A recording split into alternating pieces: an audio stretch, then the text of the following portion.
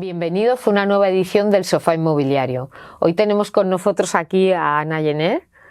Ana es CEO de Savills Barcelona y bueno, una persona a la que tenía muchísimas ganas de tener aquí con nosotros. Muy conocida en el sector, pero siempre con mucho que aportar y muchas aristas que descubrir. Y sobre todo las ganas personales que yo tenía de compartir este rato con ella. Bienvenida, Ana.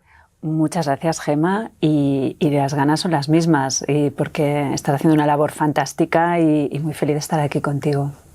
Pues bienvenida, Ana. Seguro que pasamos un rato estupendo.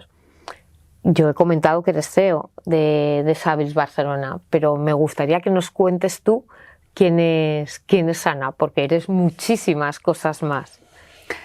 Bueno, pues como has dicho, soy una profesional de esta industria inmobiliaria que queremos tanto, que soy una apasionada de todo lo que es nuestro mundo. Y la verdad es que llegué aquí de una manera, yo creo que muy bonita, porque yo cuando acabé la carrera de Ciencias Económicas no sabía muy bien qué hacer y entré en auditoría. Estuve 6 años siendo auditora financiera y en los últimos 3 años en KPMG, audité muchas empresas inmobiliarias y en concreto hubo una que me marcó mucho, que era la promotora que estaba desarrollando un llave en mano para la futura sede de Akbar, lo que llamábamos en aquel momento Torre Akbar, que ahora es Torre Glorias, que es propiedad de Merlin.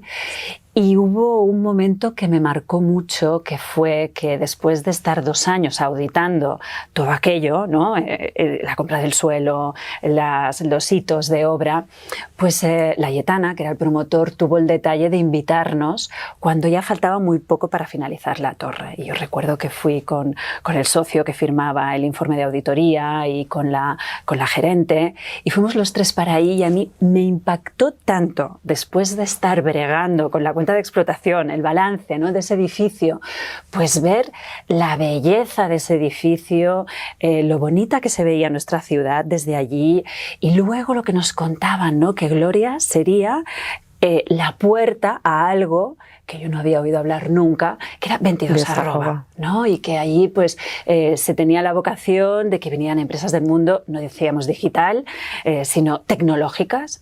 ¿Eso qué es?, ¿no? Porque era en aquel momento pues un tejido muy débil, ¿no? Había muy pocos testimonios. Y yo dije, ¿pero qué estoy haciendo auditando? O sea, yo me tengo que ir directamente a vivir todo esto, ¿no? Todo este desarrollo tan importante que va a vivir nuestra ciudad. Y entré como analista de inversiones, en aquel momento en Aguirre Newman, ahora Savills, y fue pues también una época estupenda, porque esto fue el año 2003, o sea que cogí los últimos años del boom inmobiliario, pero ya muy enfocada al mundo terciario, a oficinas eminentemente, aunque en ese momento, en ese departamento en Capital Markets, hacíamos todos los usos inmobiliarios, o sea que pude ver muchas cosas. Y de ahí pues continúo trabajando en la misma organización y muy feliz. Y en el plano personal, pues estoy casada con Juan Carlos, a quien conocí trabajando. También está en nuestro sector y la verdad es que compartimos muchas reflexiones que me enriquecen muchísimo, muchas conversaciones sobre nuestro sector. Y es gracioso porque nuestro hijo, que ahora ya es adolescente, pero desde que era muy pequeño, que cuando a los niños se les preguntaba qué quieres ser y decían cosas tipo futbolista, camionero, él decía inmobiliario, sin tener evidentemente ni idea de qué significaba eso, pero yo creo que es bonito porque él ya notaba que sentíamos pues una pasión por lo que hacíamos y bueno, y de momento mantiene el inmobiliario, aunque lo dice con menos purpurina en sus ojos, porque ya va viendo que no sé si está muy seguro de que va a continuar esta carrera, pero... Bueno, igual ya va viendo la realidad, todo lo que se trabaja, ¿no? Y no solo los brillos, como dices. Y durante toda esta trayectoria, que también es sorprendente y en el momento actual, luego comentaremos que hay muchísima más movilidad laboral, toda tu carrera en el sector, en la misma compañía, casi 20 años ya, sí, ¿no? Que es así. Que es bastante trascendente. Más de 20 años, sí, sí. En toda esta trayectoria, ¿cuál es el mejor consejo que te han dado, personal o profesional? Pues mira, Uno que he procurado llevarlo a la práctica, no es un consejo fácil de seguir, pero que es muy interesante, que es que me atreviera a aportar desde mi diferencia. ¿Qué sucede? En un mundo corporativo, como en el que siempre he trabajado, primero como auditora, ahora pues más de 20 años en una consultora inmobiliaria, en el mundo corporativo, de algún modo, lo que quieren es que encajes, ¿no? Que des lo que se espera que tienes que dar. Y esto un profesional pues, puede vivir ahí muy cómodamente durante mucho tiempo. Pero es cierto que nunca aportará un gran diferencial. Entonces, si tú eres capaz desde tu diferencia de atreverte, ¿no? a tirar un poco de esas costuras que se supone que están hechas para ti, la aportación es mucho mejor, mucho más relevante, te hace brillar como profesional y hace brillar a la organización. Entonces, bueno, yo pongo esto mucho en valor, ¿no? Entender qué te están pidiendo y siempre buscando los intereses de la organización, pero tú entendiendo dónde está tu diferencial y qué puedes aportar que sea un poco saliéndote del molde que estaba previsto para ti. Y también durante todo este camino, ¿de qué te sientes más orgullosa y, por el contrario, igual hay algo que cambiarías o que harías de manera diferente? De lo que más orgullosa sin duda es del equipo de profesionales que tengo compartiendo un montón de cosas cada día. Muchos del equipo directivo de Savills Barcelona vivimos juntos la crisis precedente y lo cierto es que las situaciones de crisis pues, pueden provocar situaciones complicadas o te pueden unir mucho. Y a nosotros nos unió mucho. Y cuando vivimos el ciclo de recuperación, pues fue muy bonito, porque de repente era como que habíamos salido de esa situación que fue tan dura, tan dolorosa, de tantísima incertidumbre. Entonces empezamos a disfrutar un montón, ¿no? A contratar perfiles, algunos muy jóvenes, otros senior, a incorporar también directores nuevos. Y sin duda alguna, de lo que me siento más orgullosa es de cómo nos tratamos entre nosotros, por supuesto con respeto profesional, pero también con cariño personal, y de unos hábitos que tenemos que hacen que actuemos de una manera como un comando. Ellos saben qué esperan de mí, qué les aporto, y yo lo mismo. Cada cual hace su papel y entendemos que en el papel de cada cual es lo mejor que podríamos tener, la aportación que se nos da, ¿no? Y esto hace que, pues sí, que se haya generado pues, un círculo virtuoso muy interesante. Tenemos la realidad, es que a pesar de que somos una consultora y siempre hay rotación, pero en términos generales tenemos muy poca, en términos comparativos, y yo de esto me siento muy orgullosa. Y cosas en las que mejoraría de mi trayectoria, pues también tendrían que ver con el equipo. Pues determinados perfiles que se han ido y que me hubiera gustado que se hubiesen quedado con nosotros, porque a lo mejor en ese momento pues no supe hacer un traje a medida, o no supe entender la inquietud, o no supe convencerle de... Porque hay personas que sí, que te explican dónde van y dices, les doy un abrazo, gracias por toda la aportación, y vas a ser súper feliz en tu nueva etapa profesional. Pero hay otras veces que me están contando cosas que yo veo que...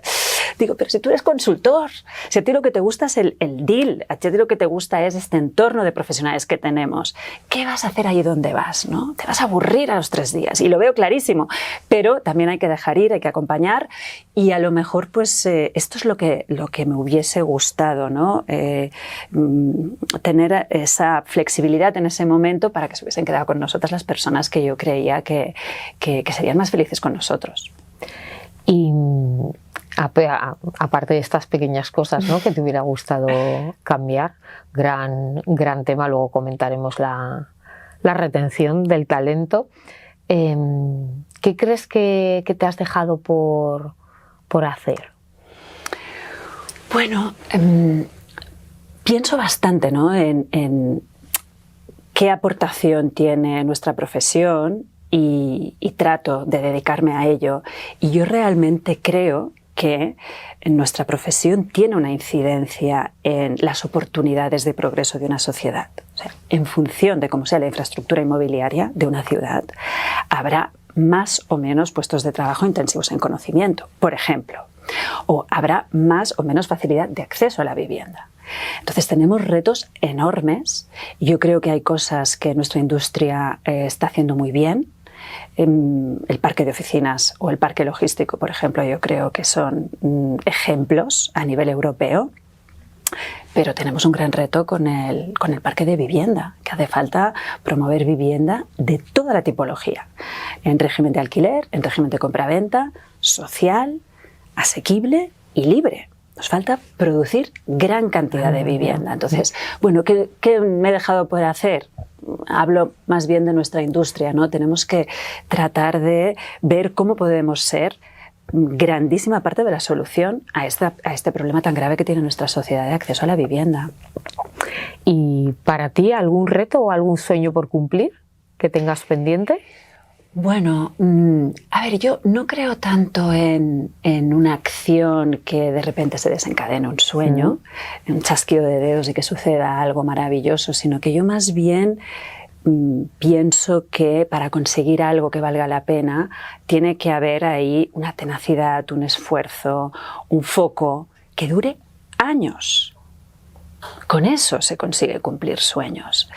Y en ese sentido sí que trato de dedicar tiempo a, un poco retomando las palabras de antes, ¿no? Hacer que nuestra profesión tenga un impacto positivo para la sociedad, ¿no?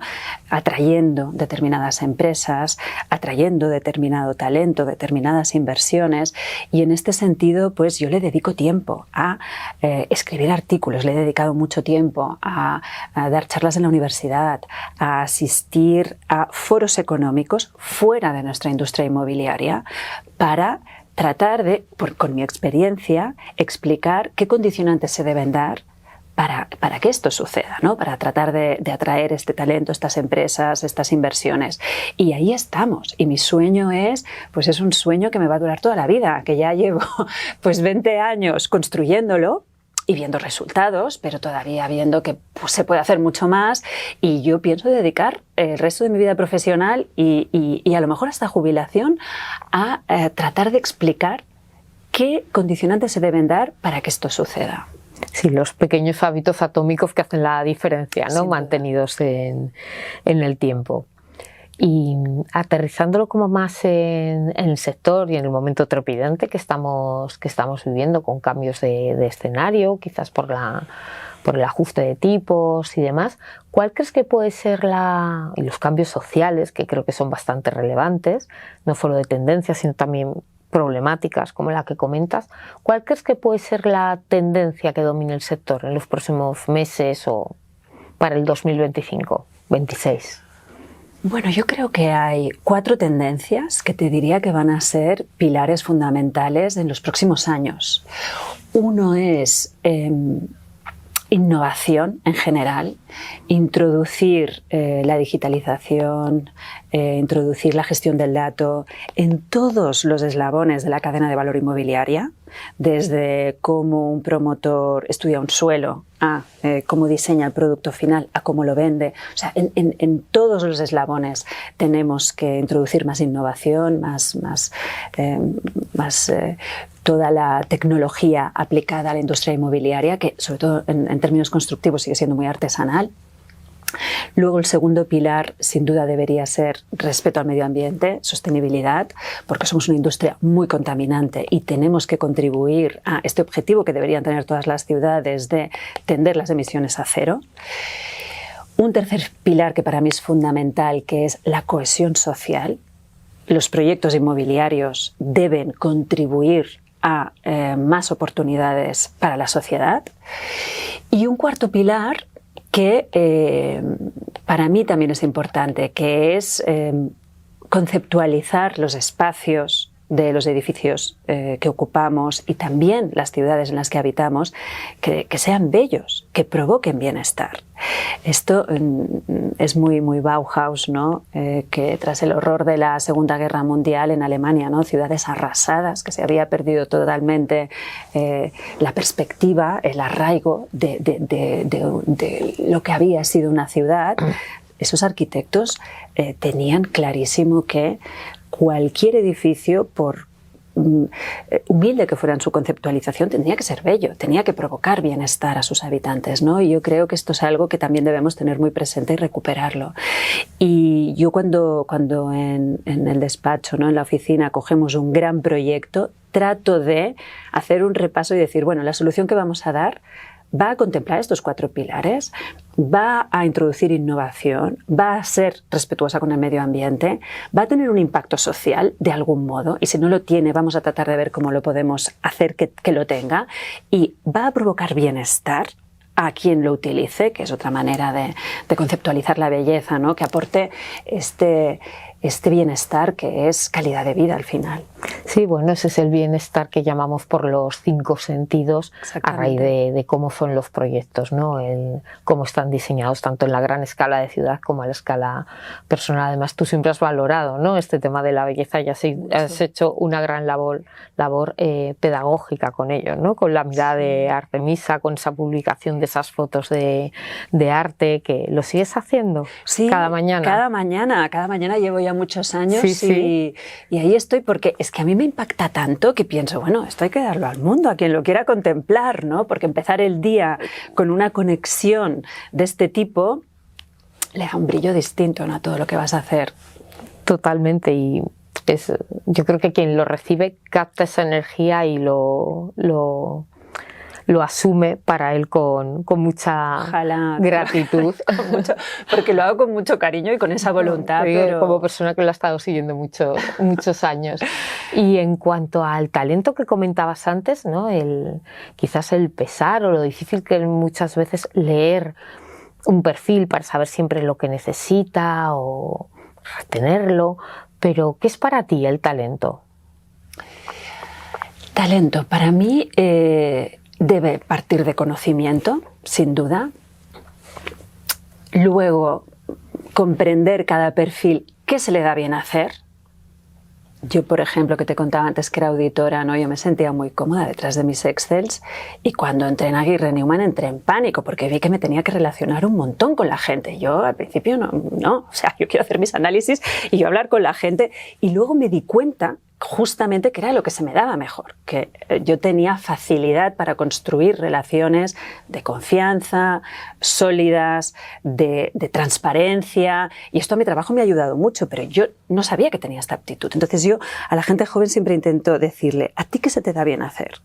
Y muchas veces no lo saben. Yo no lo sabía. Entonces, bueno, yo creo que ahí hay mucho por explorar.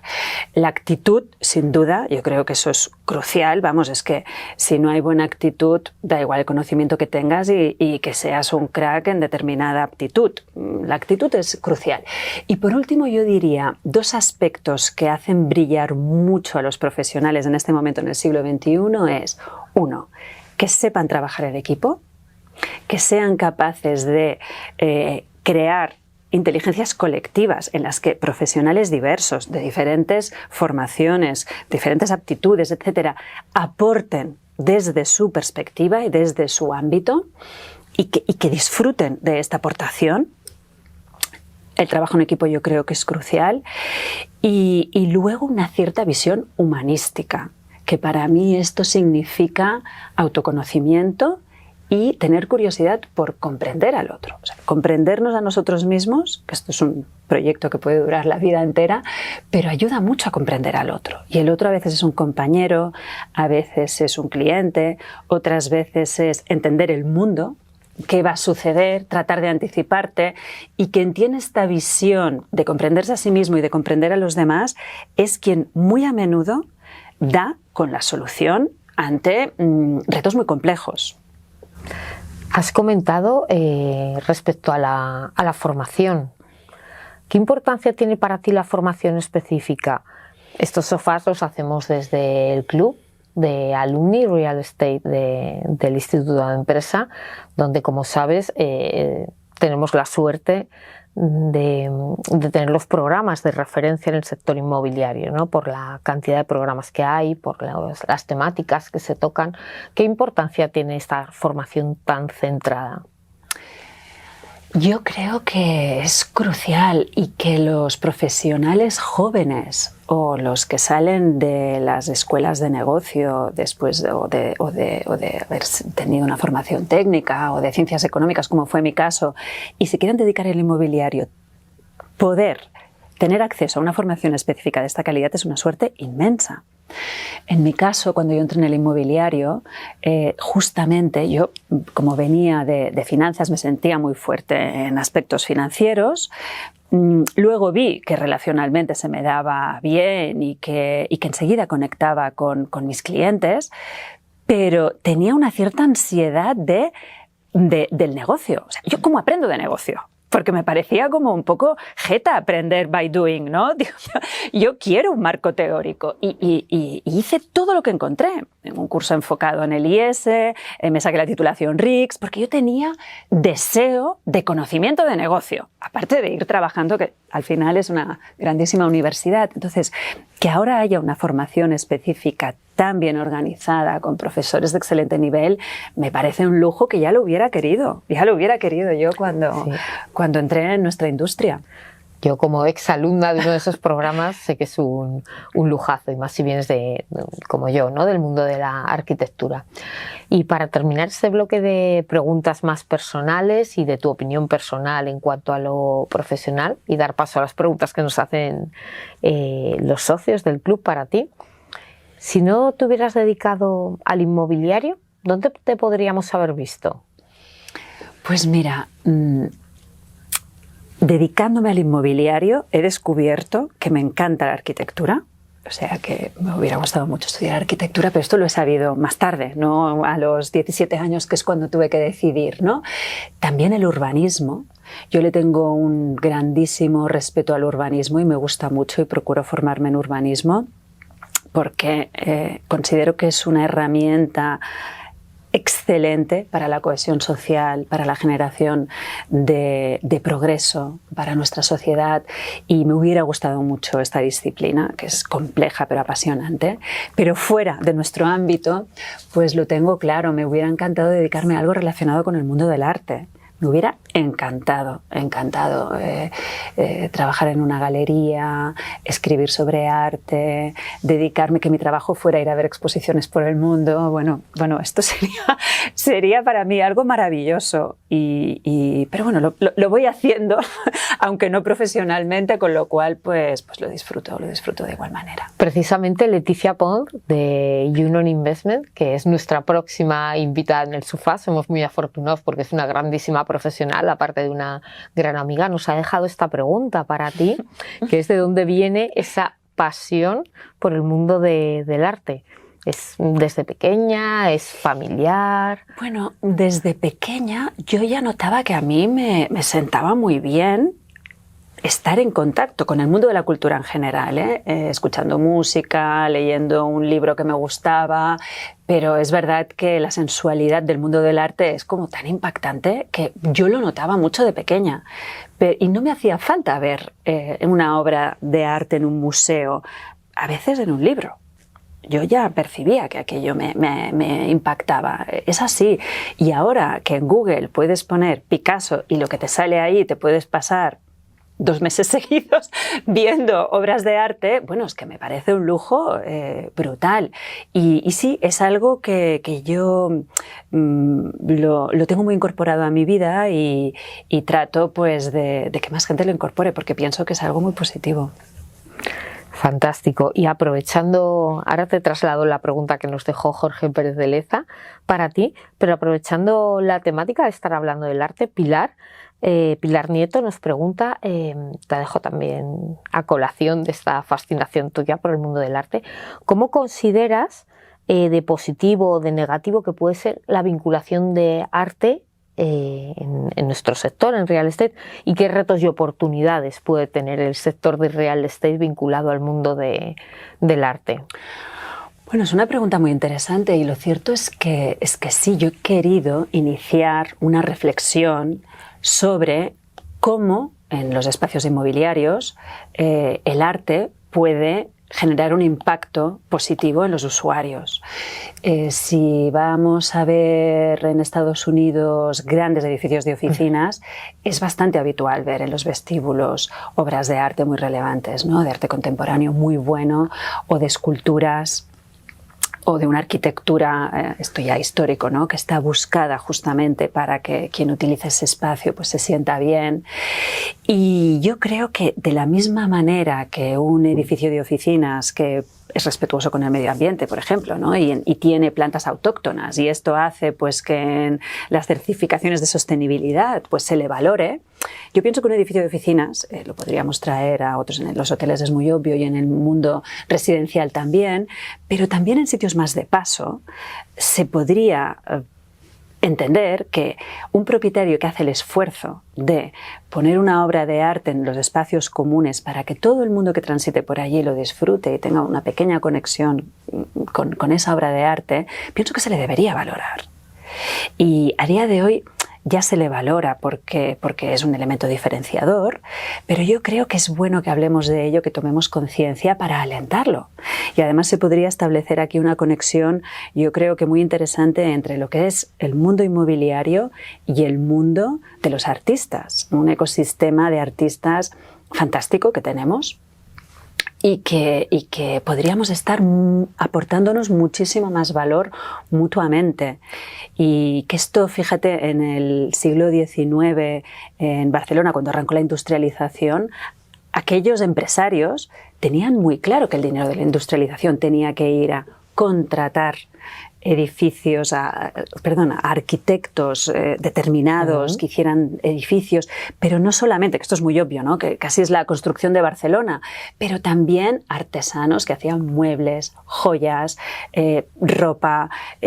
O sea, había mucha más conciencia de este dinero de la industria también tiene que ir al mundo de las artes, ¿no?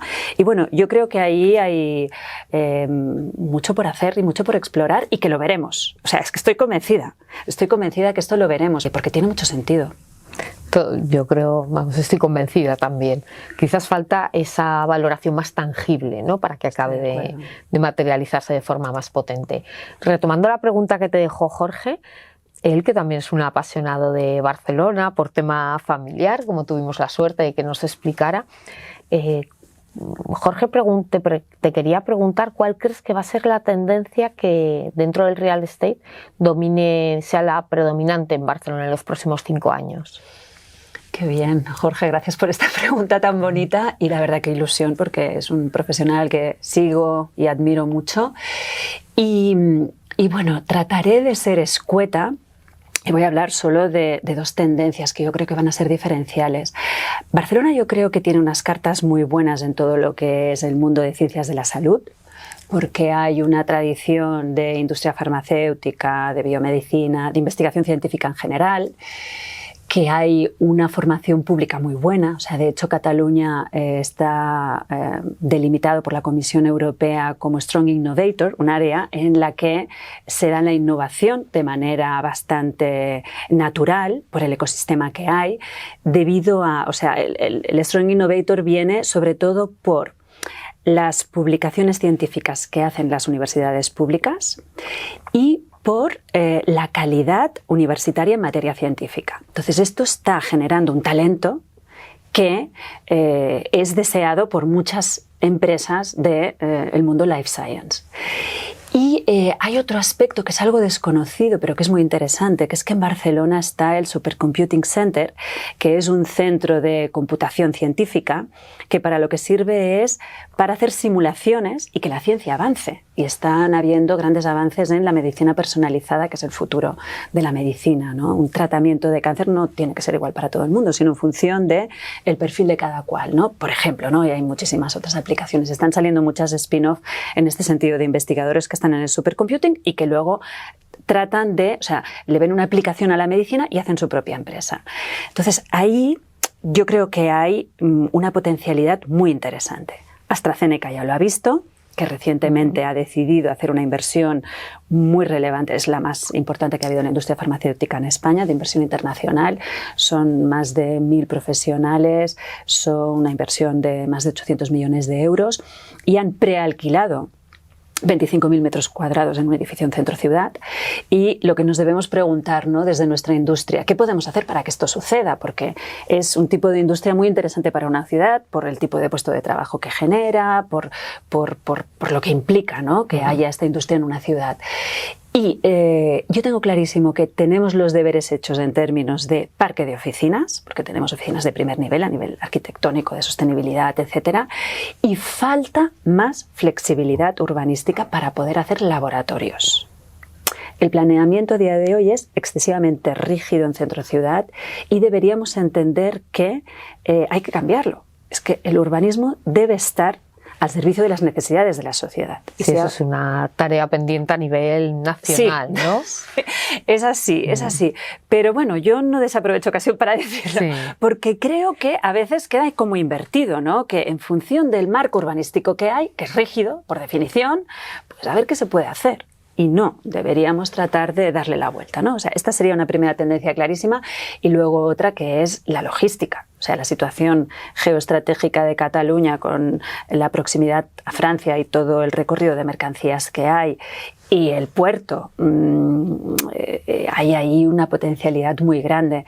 Durante muchos años yo he estado muy preocupada porque había mucha escasez de producto logístico y de suelo logístico, y ahí hemos hecho muchísimas iniciativas con la Cámara de Comercio de Barcelona, etcétera, y yo creo que hemos logrado cambiar algo de conciencia para que un municipio entienda que la logística del siglo XXI no es aquella que era contaminante, que contrataba solo 3 personas y de bajo valor añadido, sino que ahora las contrataciones muchas veces son perfiles con competencias digitales. Cuando se establece una nave logística, pues genera riqueza para el territorio, y además son un modelo de sostenibilidad medioambiental esos edificios logísticos. Entonces, esto ha hecho que ya el año pasado se entregaran 800.000 metros cuadrados de naves logísticas de primer nivel, que esto es un hito extraordinario, y este año se entregarán unos 600.000. Aún y así, la tasa de disponibilidad está en torno al 4%, con lo cual la renta sigue subiendo. Entonces ahí también le veo una potencialidad clarísima, ¿no? Ahora que de algún modo hemos sido capaces de, tanto del inversor, de entrar en gestión de suelo y entender que si no, no va a poder hacer su nave, y los municipios entendiendo que la logística aporta riqueza a su municipio, ¿no? Pues Gerardo nos pregunta también por Barcelona el cómo ves tú la ciudad dentro de 20 años, ¿Cómo te imaginas Barcelona dentro de 20 años? Obviamente aterrizándolo en inmobiliario, y en el plano más turístico, si crees que la ciudad ha llegado a su tope, que es una gran pregunta, y más con todo el debate que se está generando ahora mismo, y si crees que, como dice muchas opiniones, de que ya no puede dar más de sí, ¿no? Bueno, Gerardo hace 2 preguntas muy interesantes que nos podrían dar para un sofá inmobiliario entero. Sí, porque no es solo turismo, sino que es a nivel sociedad, ¿no? Totalmente. No estamos hablando de hoteles o apartamentos turísticos solamente. Efectivamente. Voy a la primera. A ver, ¿cómo veo Barcelona de aquí a 20 años? Voy a hacer un wishful thinking, porque voy a intentar contar lo que me gustaría que sucediera, ¿no? Y es que Barcelona tiene una asignatura pendiente clarísima, que es adecuar el modo en el que la ciudadanía está utilizando el territorio, que realmente es un núcleo urbano, que no es el Ayuntamiento de Barcelona, que son 1.600.000 habitantes, sino que es mucho más amplio, como unos 5,5 millones de habitantes. O sea, con el traqueo de los móviles sabemos que se está utilizando este territorio, que sería la región metropolitana aproximadamente, como si fuera una única ciudad, pero en cambio, solo en el área metropolitana, que además en términos de territorio, de kilómetros cuadrados, es muy parecida a Madrid.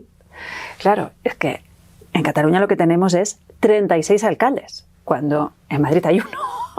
Entonces, claro, eso, que es muy interesante porque es policéntrico y hay cosas muy interesantes en cada municipio, a todos los niveles, pero claro, a nivel de políticas de vivienda, de transporte público, claro, si no se hace de una manera más articulada, que es lo que la ciudadanía ya está, de la manera en la que está utilizando el territorio, pues se pierden muchas oportunidades. Entonces, ¿cómo veo yo Barcelona de aquí 20 años? Pues mucho más integrada. y acompasándolo al uso que ya se está dando a todo ese territorio. Sí, de una manera más orgánica se está haciendo así. Efectivamente, efectivamente. Entonces falta, como siempre, ¿no?, que la política va por detrás, ¿no?, de la ciudadanía, que ya está tirando millas en función de sus necesidades. Y a mí me gustaría que esto se articulara urbanísticamente y a nivel de políticas de todo tipo de una manera mucho más unitaria, sin que ningún municipio tuviera que perder su personalidad. No estoy hablando de una Barcelona centrípeta, sino al revés, que irradie oportunidades a un territorio mucho más amplio, ¿no?, que esto es de lo que se trata. Vamos al turismo, ¿no?, que es un tema apasionante. Barcelona, cuando yo era pequeña, no tenía atractivo turístico. O sea, sí, había algún turista, pero muy ocasional. Entonces yo lo he visto esto como ha sido muy repentino en el fondo, ¿no? Y yo entiendo perfectamente que la ciudadanía se ha sentido, sobre todo quien vive cerca de la Sagrada Familia o en la Rambla o cerca de la Casa Batlló o cerca del Parc Güell, que ellos son los hotspots que quisiera ver sí o sí si estoy en Barcelona unas horas. Pues yo entiendo que esa gente no puede más y que se siente agredida incluso. Entonces, el gran reto que tiene Barcelona a nivel turístico, y digo Barcelona y cualquier otra ciudad que sufra mucha presión turística, ya no es hacer promoción. Barcelona lo ha hecho durante muchos años y de manera muy exitosa porque nos ha puesto en el mapa. Ahora ya esa no es la guerra, sino la guerra es ver cómo tejemos una convivencia feliz entre el que vive en Barcelona, haya nacido allí o la haya elegido por adopción, que Barcelona, a mí siempre me gusta recordar que de todos los habitantes que están censados en Barcelona, el 25% son perfiles internacionales, eminentemente europeos. Pero esa gente, ¿no?, que lleva a los niños al cole, que llega tarde a una reunión, que tiene que ir al médico, claro, yo puedo entender que haya puntos en los que sea muy difícil la convivencia. Entonces, ¿cómo abordamos esto?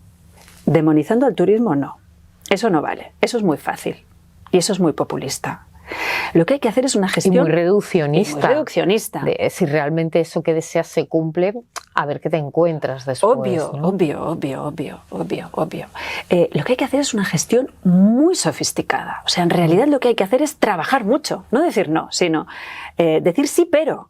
Y en ese sí, pero, pues entra una batería de medidas que hay que aplicar de manera simultánea, que pasan muy a menudo por microcirugía urbana, que puede pasar por cosas tan simples como más parkings para autobuses, o gestionar mejor la circulación, o crear otros destinos que a estos 4 o 5 hotspots que he mencionado se le añadan muchos otros, porque quien ya los ha visitado, pues a lo mejor no le apetece volver a la Casa Batlló, qué sé yo, ¿no?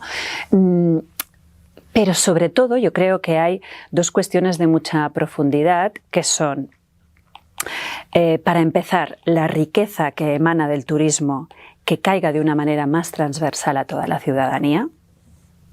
Y esto es la gestión del impuesto turístico, de la tasa turística. Y, por ejemplo, ahora hay iniciativas como las de que se climatizarán las escuelas de Barcelona gracias a este impuesto. Entonces, esto para mí, si se explica y se sabe y se añade a esto muchas otras medidas, pues yo creo que puede ser muy interesante porque de repente la ciudad está siendo mejor gracias al turismo, ¿no? Y la percepción cambia mucho. Y luego hay un tercer aspecto que es crucial, que es que hay que limitar. Yo estoy a favor de que se limite. Esto la Alhambra lo sabe muy bien desde hace años, porque es que si no, sería imposible disfrutar de su belleza. Entonces, Barcelona ya está en esta línea. De hecho, están limitadas las camas para turistas a 170.000, están limitadas las terminales de cruceros a 7, están limitados los apartamentos turísticos y se persigue de manera muy seria los apartamentos turísticos ilegales. Y limitar, también me gustaría decir que no es la moratoria que se hizo hace unos años. Eso me pareció terrible de la manera en la que se hizo, causó inseguridad jurídica, se perdieron oportunidades relevantes, pero sí estoy de acuerdo en limitar por el bien de la ciudad y el de la industria turística. Y de la experiencia de ese visitante que tiene derecho a, si hace un esfuerzo de venir a Barcelona en tiempo, en dinero, que la disfrute en su esplendor, no que de repente él también sea víctima de un turismo mal gestionado. Gran reto. Por cerrar las preguntas, Víctor Villena pregunta qué retos te encuentras tú en Savills para atraer a los inversores internacionales, teniendo en cuenta que todo el atractivo, ¿no?, que tiene Barcelona, pero considerando que tiene problemáticas también y que se reflejan en la difusión pública, como es en lo social, quizás en también el mensaje negativo que se hace de cierto mensaje turístico, incluso temas políticos, ¿no?, que han tenido relevancia en los últimos años, el mensaje que se lanza de inseguridad en las zonas céntricas. ¿Qué reto tienes tú o qué estrategia brevemente para atraer esa inversión internacional? Bueno, lo cierto es, muy interesante la pregunta, y también podría extenderme mucho, pero seré rápida. En estos 20 y pico años de trayectoria jamás hemos tenido que hacer esfuerzos para que viniera inversión internacional.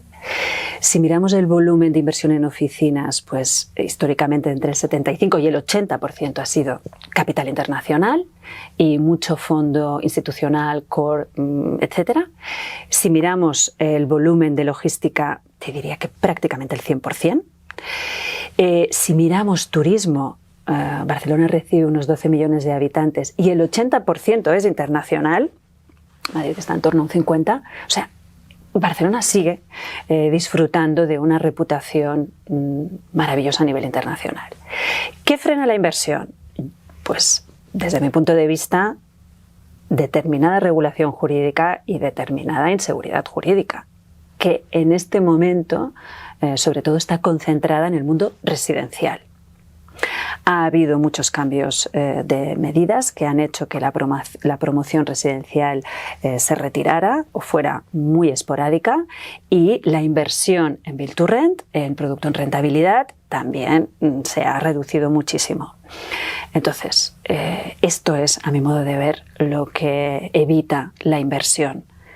Con lo cual, te diría que la solución es o imposible, porque es una decisión política, o muy fácil de cambiar, porque es cambiar esa decisión política. Yo creo en concreto que en relación a la promoción de vivienda que tantísimo necesita nuestra ciudad, porque por dar el dato, ¿no?, de todas las viviendas que se vendieron en Barcelona el año pasado, solo el 4% fue obra nueva, porque apenas hay.